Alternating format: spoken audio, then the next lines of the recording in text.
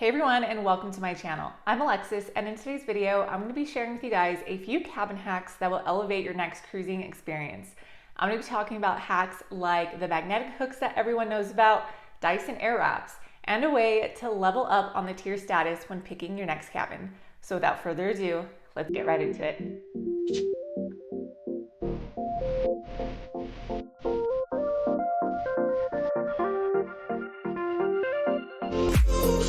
So my first hack that I'm going to be talking about, I think this is very popular. Most avid cruisers use these for every cruise, I think, and that is these magnetic hooks. They're just little hooks that are magnetic, and you can put them on the walls, on the doors of your cruise cabin, and they're just really easy to have. It helps save space. They're easy to pack. They're really small and they clump together like this, so packing them is not really a big deal. I like to pack my own robe, my own hair towel, and so that's what I use these for. I also use them to hang hats or purses, and so using these magnetic hooks will save you a lot of room. My next hack that I suggest is that you get one of these universal outlets.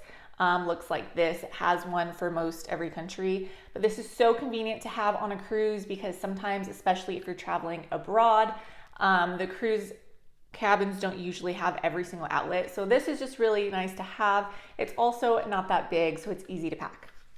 My next hacks are on the first day to ask for everything. What I mean by that is I always like to, on the first day, once I get my room, I like to talk to my stateroom attendant and I like to ask for certain things. So I like to ask for hangers, and I know that some people pack their own like foldable hangers, but I don't really see a point in that because if you ask, they will give it to you. So why not ask? I ask for hangers. We always ask for extra pillows. And then I personally always ask for lotion. I like to keep my skin hydrated, and if you ask, they'll give it to you. So why not? I think that also on the first day, what you should do is stock your cabin with water. Make sure that your fridge always has water. It's just always convenient to have. I even suggest packing your own water bottle that you bring on board and always having that filled up with water. Another hack or something that I also like to do on the first day is once I get my luggage, I know it's at my room, I like to completely unpack, and that way I don't have to worry about it for the rest of the cruise. And while I unpack, I do suggest to put your luggage under the bed.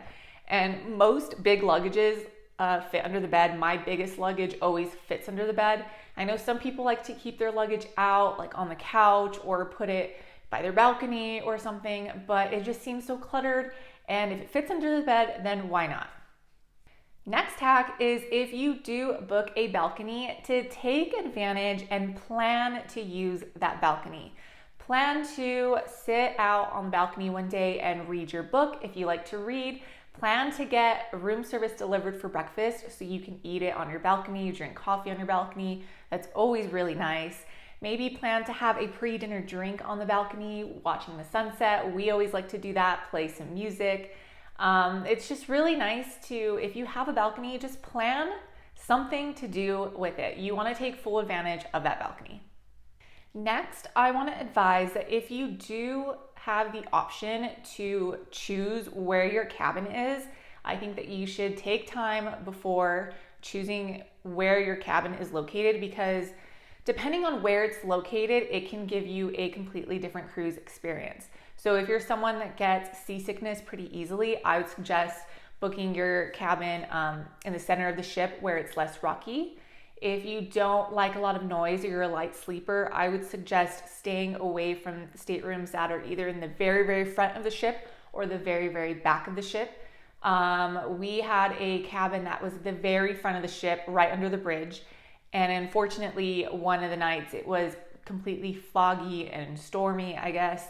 And that horn was going off every 5 minutes, and it was very unpleasant. Or if you book a cabin on the very back of the ship, like one time I had a cabin on Virgin Voyages that was at the very back, and there's a venue in the back of the ship that the crew was having an all-night party, and it was really, really loud. So if you're someone that doesn't like a lot of loud noises, or you don't like to stay up very late, then I would suggest staying away from those.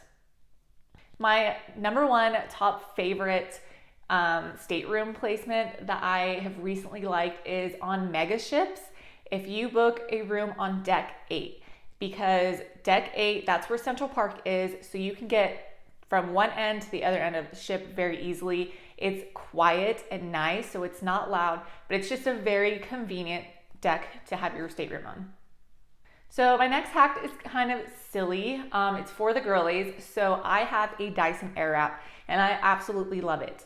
And I like to take it traveling with me because I use it all the time. However, you cannot pack it in your luggage, your checked luggage, because they will confiscate it. They think it's like a steamer or it's a hazard. So don't pack it in your luggage if you are wanting it to bring on a cruise. You have to pack it on your carry-on and carry it onto the ship. So I'm glad that I looked this up before taking it on. I didn't know that before. So yeah, make sure that you carry it on. The next thing about the Dyson is, since the Dyson Airwraps take so much power and voltage, it only works if you're at sea or whenever the ship is fully powered on.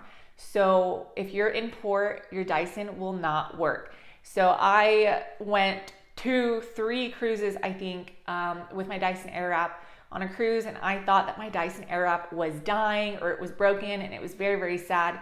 But on the last cruise that I was on, I checked every single outlet. I couldn't figure out why it wasn't working, and then we figured it out that whenever the ship is just docked and all the power isn't on, your Dyson Airwrap isn't going to work. So if you are someone that has to bring that Dyson Airwrap on board with you, like myself, just remember that it doesn't work if you're sitting in port. So this last hack is for celebrity cruisers. If you are a celebrity cruiser who is wanting to rack up the points on that tier system and you're wanting to get more points, this hack was something that we learned just recently on our last cruise, and I cannot believe that I didn't know about this.